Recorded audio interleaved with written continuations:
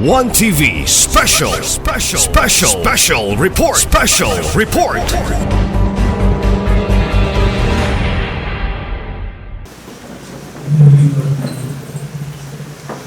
kayo, ma'am.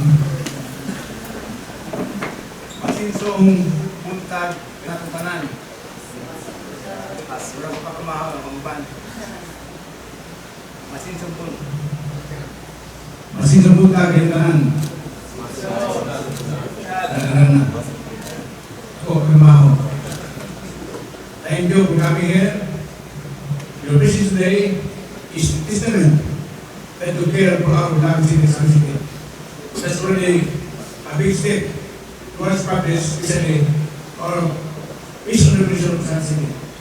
So, allow first to acknowledge our leaders. Without them, we will not be able to achieve our present state of Bataan City na very stable at this organization. Allow me to acknowledge our very hardworking Governor Attorney Henry Samuel. Please give him a round of applause. And we also acknowledge our young leaders who always support us in all our undertakings, activities, and service. And I mention our Congressman, we finally called us Congressman Segundo, the senior secretary of our province, Congressman San Fernando Ando Wamel Tumpakan. And because of leadership, also being the Congressman of our province since Pinoy, we owe him a lot in our practice in Saturday. And is a Congressman Honorable Henry A. Paminal Tumpakan. Of course, our young, also dynamic Mayor of San City, ang kami nagtabang sa pagkakana ito, very down-to-earth, humble, Mayor Attorney San Roman Jimenez Adamupakan. Allow me also to address my partners in the Senate Council, our Vice Mayor, Honorable Citizen Perinelli, and my other city councilors at the park and my son. And we acknowledge our Provincial Director, First Colonel Nando E. Maclam, who is at around what is inspired in us at the park and si Colonel Maclam. And is represented by our very active DPDA, Deputy Provincial Director for Administration, Lieutenant Colonel R.B. Serrano Abdul-Sanchez, for deciding this activity today. It is supported by our TPDO, Lieutenant Colonel Peter Ryan Revilla Sir, and we also acknowledge our outgoing security service for Jabilan, Vice Mayor Agustin Arasusin. Thank you for the service. And we must hope, and also to acknowledge our new President of San City, President Lieutenant Colonel Mark Green, G. Lagora Sir. Thank you for assisting the Council of very big responsibility sa pagkasunod nga marayan na itong pagkaninahon o malampon. Thank you, sir. O mag-umpisa sa atong syudad, anya karon, anya po na itong second PFC Director, ilang Colonel Iloser, thank you po kami.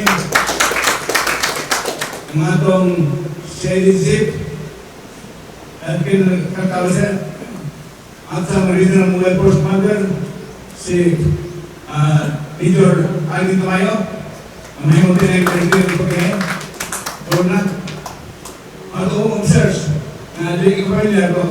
Thank you for ato pranasa dahil si Lieutenant Cortez. Thank you, sir. Ito ba itong officers, sorry, ano ko prepare ko at tanan kaya isa ni senior na di na kaya ka memorize sa mga nan. Pero yung now, pwede na kaya na ako yung si Altis Arnotia, nandun, thank you sir. O si outgoing police Major Rebilas, thank you ma'am. Minokit Carlos Salis, gugulang ang kabihan namin mo. Gugulang ang kabihan ko, thank you ma'am. So, Usam City is not just a map within our province or region or Mindanao or Philippines. Usam City is home. Usam City is family. Just like family, we have challenges and trials and hurdles.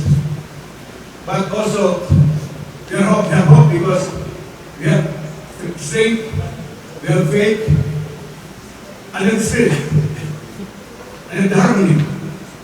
And you know, harmony is always a strength and support of our society, of all societies, especially the police force. We have challenges, and I know that life is fleeting, temporary. And although we come from different places, different backgrounds, different family, but we are here in our city, we are here in our province, and we should act as one. Unity and harmony. Because government exists, operates, not for the government itself, but it operates for the people. We're only public servants. Because that is fleeting at all issue, temporary lang. Now, we come and go. Kami yung politicians, we elected people, this time wala po. We come and go. Kamu, mga police, you have the more secure tenure. Kasi you have late service after position and retirement. That's why I'm now. But I said, that speeding, ang atong vision is like temporary na. You owe everything to that. Because it's temporary, we come and go. Like this one, this one. We know that Mr. Raso just assumed office last March 16 or 17 this year. Bago lang. And we know that usually, ang routine sa officer, more or less 2 years. After 2 years,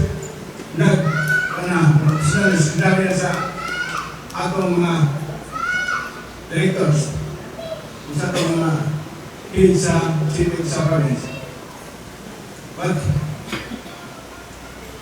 it begins just 16 March up to August 12, today, about 4 months. But ito rasa was done that already for city. A statement, no matter how short you stay, as long as you meet every day with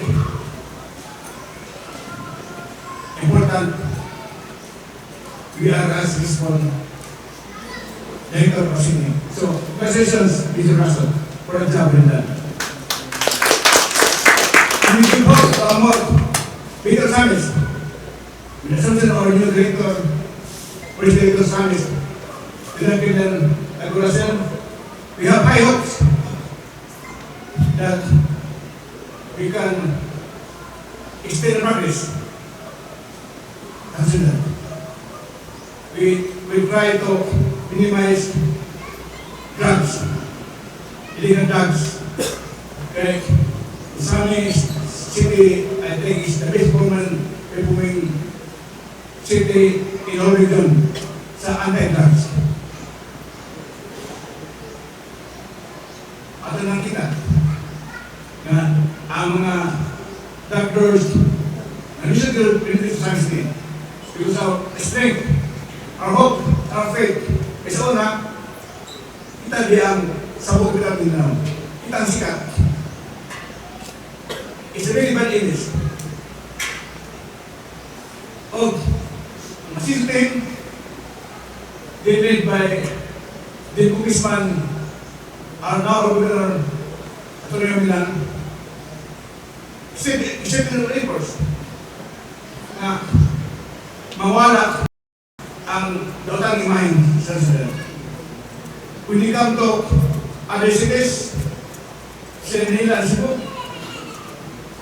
di tabuan na sabi sa ulang ka. Saya kung domingo, yung nakilala niya, sabot mo mga pres, sana kako. Hindi mayo ang tanang. But after the day, we're able to surmount all theirs. We're able to change the picture. Yung science is home of peace-loving people. Or we try to instead now the four core values nga matinahoron, which is always a bridge of submission to people. Matagran, sincere ta sa atong iksunan, pamilya, sa atong servisyo, isip sa pulis. Matinabangon, we tried external reports that one another. May gumaon. We love each other, we love our wives, sa hindi na yung bananan. Kasi ano, and may nabuon, people, isa the 5 principles of Asinso, which was in mission by our governor at Milan para masinto atong probinsya at sila sa Sansin.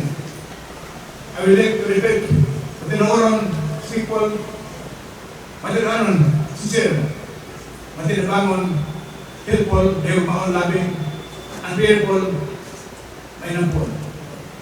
So, I urge silence to all of us, not only the Christian society, but all the province. Kung tinabangan ta, unity, nothing is impossible. We can accept everything. And I know, in your spirit, dedication, and commitment, with collaboration and cooperation, manapos ang sila sa Samis, sa pangindahan, ng magwilitan, maninaon, unang po, kung kitang masisang mga bayan, to pursue the vision ng atong probinsya o kansilad. Mga misisyon na binaw sa misyon, magpuyo nga paninaon, malabuon, o panabayan. Dahil salamat, may God bless you.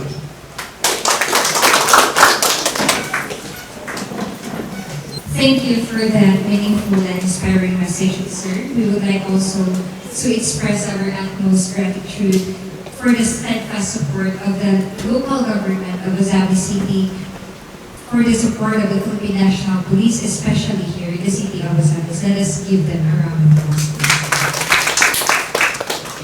Our program continues with a message from our Provincial Director, who's Colonel Rinaldo Amaclam, to be delivered by our DPDA, who's Lieutenant Colonel Harvey S. Abilia-Rosa. Our round of applause. Malayang buntag sa kamanan. Buwan ng pika. Good morning to everyone. Of course, our Honorable City Mayor, Mayor Carissa Manolo Fuentes, represented by Honorable, very worshipful Attorney Mars Kapalin, producer. We have also here our incoming Chief of Police, Police Lieutenant Colonel Martin Lagura, and outgoing Police Major Araso, and of course our DPDO, our very active and snappy DPDO, Police Lieutenant Colonel Victor Ryan Rodriguez. Other officers, PMFC Force Commander General Sheila, Police Lieutenant Colonel Alpiche, and of course, my classmate, Judge Yani Valconcha, ma'am, we have also here, division officers, company commander of IFP, Major Camayo, Lieutenant Colonel Calatrava, and of course, Mr. Sir Jefferson Go, and the Fire Marshal, Fire Inspector Cortez. And of course, ito ang personahe sa Sami City Police Station, atong taga-Sipang Pakpak. We have also here our friends from the media. And you know what, ang Batinggo Bureau brings back memories. Kung kayo nung last March, I was here. Ako ang Chief of Police, and ako ang Major Loper, ang pagkahitin ka Major Alaso. And now, ako na po ang presiding officer. Together with me that time is Police Major Attorney Res Villas, siya ang welcome remarks, and si Captain Sandokia, Major na. So, it is an honor and privilege na makabalik rin. So, I will just read na lang ito kaso para makaspas na mga So, being a chief of police is a demanding role that requires sacrifice, strong leadership. So, Major Lagura, Police Lieutenant Lagura, please look out for the welfare of your men. Kani sila, kita mo as a hepe, wala we officers come and go. And then ang military, ang atong mga personnel. So, please take care of them. Ato silang palanggaon. Then, kung tayo sa'yo, puro bata kayo mo, atong anak pa, atong pag-alan, atong sabaya, and teach them para makaton. And then, sa atong outgoing Chief of Police, nagundong po sa istorya ni Vicky during the time na kita as an outgoing VP, nagkakita mga accomplishment. Ang yan ang advice ako is to convert that into paper daw. Convert into paper ang inyong mga accomplishment kay kung magamit na nato. And pwede ka maka-apply of awards and then kasama na niya advice na ito. So, as a challenge to everyone, make Usami CPS better than yesterday. Be more visible, responsive, disciplined, and professional. Work not for recognition, but because lives depend on you. Serve because you took an oath. Police Major Araso, thank you. And Police Lieutenant Colonel Lagura, congratulations. And to all personnel, please stay united, disciplined, and committed. Leadership changes, but our mission does not. Command is temporary. Service is permanent. Mabuhay ang PNP, mabuhay ang Usami City Police Station, mabuhay ang Usami CPS Finest. Maayong buntag, and God bless us all.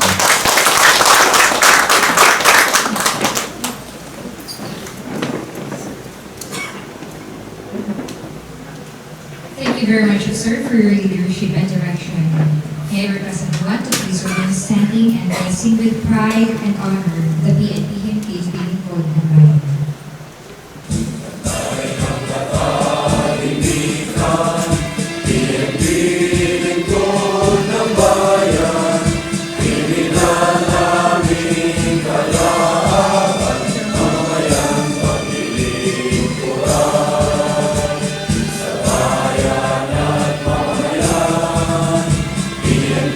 Ang inyong sandigan, integridad.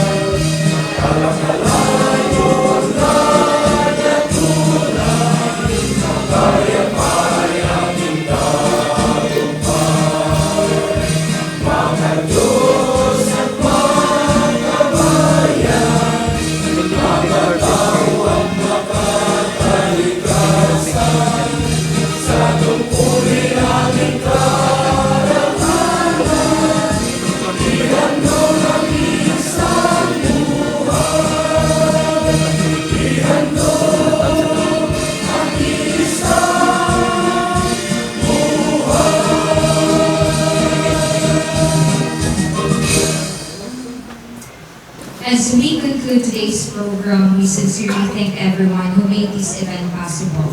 Today's gathering reminds us that genuine success is achieved through unity, teamwork, and unwavering commitment to our shared mission. May our collective efforts continue to inspire progress and pave the way toward a brighter and more prosperous Misamis City and the entire province of Misamis Occidental. Wherever Misamis nun magpuyong malinamon, malbuon o malipayon. Muli, maraming salamat sa inyong pakikisa. Naway patuloy tayong magkaisa, magtulungan at maglingkod ng may malasakit, katapatan at pagmamahal. I request everyone for a photo opportunity to commemorate this event.